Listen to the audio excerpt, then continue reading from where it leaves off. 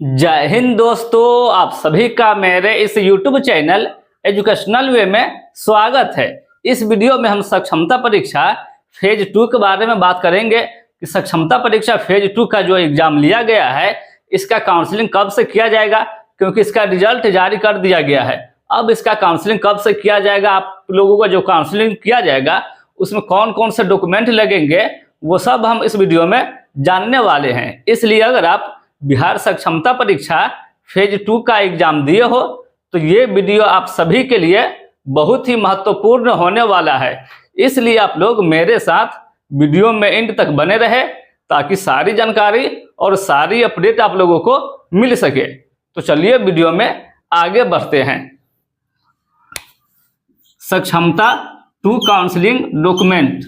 Video में आगे बढ़ने से पहले आप वीडियो को लाइक करें और चैनल को सब्सक्राइब करके बेल आइकन को भी प्रेस करें ताकि सक्षमता परीक्षा फेज 2 से रिलेटेड सारी जानकारी और सारी अपडेट आप लोगों को मिल सके। तो चलिए वीडियो में आगे बढ़ते। देखिए दोस्तों, अगर हम सक्षमता परीक्षा की बात करें तो ये जो सक्षमता परीक्षा फेज 2 का जो एग्जाम लिया गया है, फेज 2 का जो एग्जाम लिया गया ये अगस्त में लिया गया। अगस्त में 23 अगस्त से 26 अगस्त तक सक्षमता परीक्षा फेज 2 का एग्जाम लिया गया। हालांकि इससे पहले भी इसके लिए एग्जाम डेट जारी किया गया था, बट उस एग्जाम डेट को कैंसिल करके फिर से नया डेट जारी किया गया जिसमें 23 अगस्त से 26 अगस्त तक आप लोगों का एग्जाम लिया गया और इसका रिजल्ट भी जारी कर दिया गया है। सक्षमता परीक्षा फेज 2 का रिजल्ट भी जारी कर दिया गया है। अब आप जो जितने भी टीचर इसे एग्जाम में क्वालिफाई किए हैं, जिनमें लगभग ये जो एग्जाम इसका जो लिया गया उसमें 80% से अधिक टीचर ने एग्जाम क्वालिफाई किया है। हालांकि इससे जो पहले एग्जाम लिया गया था यानी सक्षमता परीक्षा फेज 1 का जो एग्जाम लिया गया था उसमें 90% से भी अधिक टीचर ने एग्जाम क्वालिफाई किया था। बट फेज 2 की अगर बात करें तो इसमें फेज 1 की तुलना में काफी कम टीचर ने एग्जाम क्वालिफाई किया है। हालांकि इसका फिर से एग्जाम लिया जाएगा क्योंकि सक्षमता परीक्षा में जितने भी टीचर ने एग्जाम क्वालिफाई किया है उन सभी को विशिष्ट टीचर का दर्जा दिया जाएगा, उन सभी को राज्यकर्मी का दर्जा दिया जाएगा। उसके बाद उन लोगों का सैलरी स्टार्ट किया जाएगा राज्यकर्मी का दर्जा मिलने के बाद। और जो टीचर एग्जाम क्वालिफाई नहीं कर पाए हैं उन सभी को फेज 3 के लिए मौका दिया जाएगा। वो अब जो फेज 3 का एग्जाम लिया जाएगा उसमें आवेदन करके फिर से वो एग्जाम दे सकते हैं। उसके बाद एग्जाम क्वालिफाई करके राज्यकर्मी का दर्जा प्राप्त कर सकते हैं। अगर इससे बात करें तो इसमें अधिकतम 3 बार का समय दिया गया है कि आप अगर नियोजित टीचर हैं तो आपको 3 बार मौका दिया जाएगा जिसमें आप सक्षमता परीक्षा क्वालिफाई करके राज्यकर्मी का दर्जा प्राप्त कर सकते हैं। अगर आप 3 बार में भी राज्यकर्मी का दर्जा नहीं बन पाते हैं तो फिर आपको नियोजित टीचर ही बन करके रहना पड़ेगा। ये सब पॉलिसी है। चलिए, अगर हम ये सब को छोड़ते हुए डायरेक्ट जानते हैं कि आप लोगों का काउंसलिंग कब से किया जाएगा और जो काउंसलिंग किया जाएगा उनमें कौन कौन से डॉक्यूमेंट आप लोगों को दिखाने पड़ेंगे, कौन कौन से डॉक्यूमेंट आप लोगों से काउंसलिंग के समय लिया जाएगा। तो देखिए दोस्तों, अगर हम फेज 2 की काउंसलिंग में लगने वाले डॉक्यूमेंट की बात करें कि जो आप लोगों का फेज 2 में जो काउंसलिंग के समय जो डॉक्यूमेंट लगेंगे वो कौन कौन से डॉक्यूमेंट होंगे, तो अगर हम डॉक्यूमेंट की बात करें डॉक्यूमेंट्स, तो देखिए दोस्तों, जो आप लोगों का काउंसलिंग किया जाएगा, जब आप काउंसलिंग के समय उपस्थित होंगे, जो काउंसलिंग के लिए समय निर्धारित किया जाएगा उस समय पे आप लोगों को बुलाया जाएगा। तो जब आप काउंसलिंग के समय उस समय पे पहुंचेंगे तो आपसे कास्ट सर्टिफिकेट मांगा जाएगा। कास्ट सर्टिफिकेट आप लोगों को दिखाने पड़ेंगे और ये ओरिजिनल वाला आप लोगों को लेकर के जाना पड़ेगा। जो मूल जाति प्रमाण पत्र आप लोगों को है उसको लेकर के जाना पड़ेगा। साथ में अगर आप 1 या 2 उसका फोटो कॉपी भी ले लेते हैं तो ये ज्यादा बेहतर रहेगा। बट अगर आप जाति प्रमाण पत्र आपको लेकर के जाना पड़ेगा जो कि ओरिजिनल वाला। इसके अलावा अगर देखें तो दिव्यांगता का प्रमाण पत्र आपको लेकर के जाना पड़ेगा।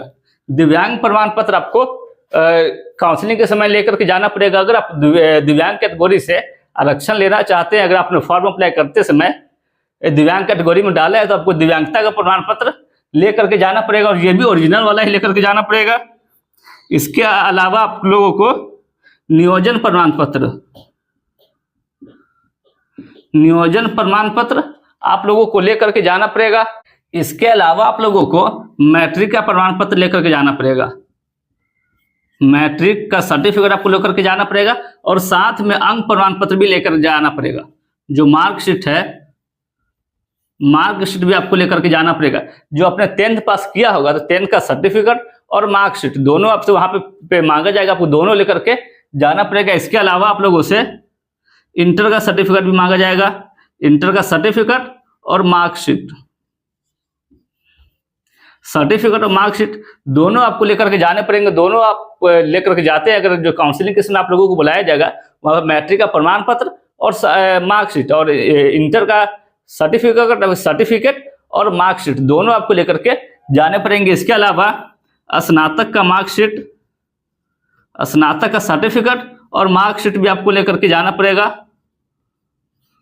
इसके अलावा स्नातकोत्तर का भी आप लोगों को सर्टिफिकेट और मार्कशीट लेकर के जाना पड़ेगा। ये सब डॉक्यूमेंट है जो आप लोगों को काउंसलिंग के समय दिखाना पड़ेगा। काउंसलिंग के समय आप लोगों को ये सब डॉक्यूमेंट लेकर के जाने पड़ेगा। और भी डॉक्यूमेंट है जो हम आगे बात करेंगे। और एक बात और देखिए दोस्तों, जो फेज 1 का जो एग्जाम लिया गया था, सक्षमता परीक्षा फेज 1 का जो एग्जाम लिया गया, उनमें लगभग 48,000 तक वैसे टीचर हैं जिन टीचरों का काउंसलिंग कंप्लीट नहीं हुआ, जिनकी वजह से अभी तक वो लोग राज्यकर्मी का दर्जा नहीं बन पाए। हालांकि जो ट्रांसफर पोस्टिंग के लिए आवेदन लिए जा रहे हैं वो आवेदन देने से भी वो लोग चूक गए हैं, क्योंकि पोस्टिंग उन्हीं लोगों का किया जाएगा जिनका काउंसलिंग कंप्लीट है। बट फेज 1 में 48,000 तक वैसे टीचर हैं जिन टीचरों का काउंसलिंग कंप्लीट नहीं हुआ।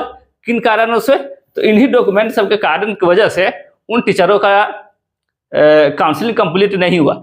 इसलिए आप लोग जो भी डॉक्यूमेंट है आप लोग अच्छे से लेकर जाए, ओरिजिनल के साथ साथ फोटोकॉपी भी 1 या 2 फोटोकॉपी भी करवा करके रख ले, ये आपको ज़्यादा बेनिफिट होने वाला है। वहीं इसका अगर और आगे देखिए और आपको कौन कौन से डॉक्यूमेंट लेकर के जाना पड़ेगा, तो देखिए दोस्तों, इसमें प्रशिक्षण का प्रमाण पत्र आपको लेकर के जाना पड़ेगा। जैसे मैं अगर बात करें तो डीएलएड या बीएड जो आप लोगों ने किया होगा वो आपको लेकर के जाने पड़ेंगे। साथ में दक्षता प्रमाण पत्र जैसे एस्टेट, सीटेट, ये सब अगर आप लोगों ने किया हुआ है तो ये सभी का भी आप लोगों को ओरिजिनल वाला डॉक्यूमेंट लेकर के जाने पड़ेंगे। इसके अलावा और भी डॉक्यूमेंट लगेंगे। जैसे अगर हम देखें तो इसके अलावा जो और डॉक्यूमेंट आप लोगों को काउंसलिंग के समय लगने वाले हैं, उसमें एडमिट कार्ड आप लोगों को लेकर के जाना पड़ेगा। एडमिट कार्ड आप लोगों को लेकर के जाना पड़ेगा। जो आपने सक्षमता परीक्षा फेज 2 का जो एग्जाम दिया है, तो एग्जाम से पहले जो एडमिट कार्ड जारी किया जाता है वो एडमिट कार्ड आपको काउंसलिंग के समय लेकर के जाना है। इसके अलावा फोटो लेकर के जाना है, फोटो लेकर के जाना है, जिसमें आप 3 फोटो रख लेंगे। 2 या 3 फोटो अगर आप रख लेते हैं तो ये ठीक ठाक है। वैसे वहां पे हो सकता है 2 ही फोटो मांगे, बट अगर आप 3 या 4 फोटो रख लेते हैं तो ये ज्यादा बेहतर रहेगा। इसके अलावा आधार कार्ड आपको लोगों को लेकर के जाना है। फोटो 3 फोटो, आधार कार्ड, ये सभी डॉक्यूमेंट आपको काउंसलिंग के समय लेकर के जाना है। इसके अलावा आपको bank passbook, mobile number, email ID, ये सब डॉक्यूमेंट है। ये डॉक्यूमेंट सब है जो आप लोगों को काउंसलिंग जब आप लोगों का किया जाएगा तो वहां पे आप लोगों से मांगा जा सकता है। जो मैंने आप लोगों को इस वीडियो में बताया है, तो आप अगर जो काउंसलिंग के समय आप लोगों को बुलाया जाएगा तो इन सभी डॉक्यूमेंट को, ये सभी और इन सभी डॉक्यूमेंट को आप लोगों को लेकर के जाना पड़ेगा काउंसलिंग के समय, ताकि आप लोगों का काउंसलिंग अच्छे तरीके से सक्सेसफुल हो सके। उसके बाद आप लोगों को भी राज्यकर्मी का दर्जा दे दिया जाएगा। जब आप लोगों को स्कूल आवंटन किया जाएगा तब आप लोग भी विशिष्ट टीचर कहलाएंगे। वहीं अगर इसकी बात करें कि इसका काउंसलिंग कब से किया जा सकता है, कब से आप लोगों को भी स्कूल आवंटन किया जाएगा, तो देखिए दोस्तों, फेज 2 का जो काउंसलिंग किया जाएगा, इसको लेकर के अभी तक कोई भी ऑफिशियल अनाउंसमेंट जारी नहीं किया गया। इसको लेकर के अभी तक कोई भी ऑफिशियल अनाउंसमेंट जारी नहीं किया गया कि आप लोगों का कब किया जाएगा। हाँ, ये है कि जैसे फेज 2 का जो डाउटफुल वाले हैं, लगभग 48,000 तक वैसे टीचर हैं जिन टीचरों का अभी तक काउंसलिंग कंप्लीट नहीं हुआ, तो उन टीचर का भी काउंसलिंग करवाना है, फिर फेज 2 का भी काउंसलिंग करवाना है। तो आप ये मान करके चले कि नवंबर के बाद आप लोगों का काउंसलिंग किया जाएगा। उसके बाद दिसंबर के फर्स्ट वीक या दिसंबर में आप ये मान के चले कि दिसंबर में आप लोगों का काउंसलिंग स्टार्ट किया जाएगा। उसके बाद जैसे ही काउंसलिंग खत्म होता है, उसके बाद आप लोगों का भी पोस्टिंग करवा दिया जाएगा। जो पोस्टिंग ट्रांसफर और पोस्टिंग के लिए जो नियम लागू किया गया है, उसी नीति के अनुसार आप लोगों का भी पोस्टिंग करवा दिया जाएगा। और जैसे ही पोस्टिंग करवाया जाएगा, जैसे ही आप लोगों को स्कूल आवंटन किया जाएगा, आप लोगों को भी राज्य कर्मी का दर्जा दे दिया जाएगा, आप लोग भी विशिष्ट टीचर कहलाएंगे। तो ये सब प्रोसेस है जो आप लोगों को इस प्रोसेस से गुजरना पड़ेगा। हालांकि जब काउंसलिंग के बाद आप लोगों का रिजल्ट कार्ड भी जारी किया जाएगा, ये सब होने के बाद आप लोगों को विशिष्ट टीचर का दर्जा दे दिया जाएगा। तो आज के लिए बस इतना ही। अब ये मान के चले कि आप लोगों का जो काउंसलिंग किया जाएगा, वो नवंबर के बाद दिसंबर में आप लोगों का काउंसलिंग स्टार्ट कर दिया जाएगा। तो आज के लिए बस इतना ही। उम्मीद है ये वीडियो आपको पसंद आया हो, तो वीडियो को लाइक करें और चैनल को सब्सक्राइब करें। फिर मिलते हैं अगली वीडियो में, तब तक के लिए जय हिंद।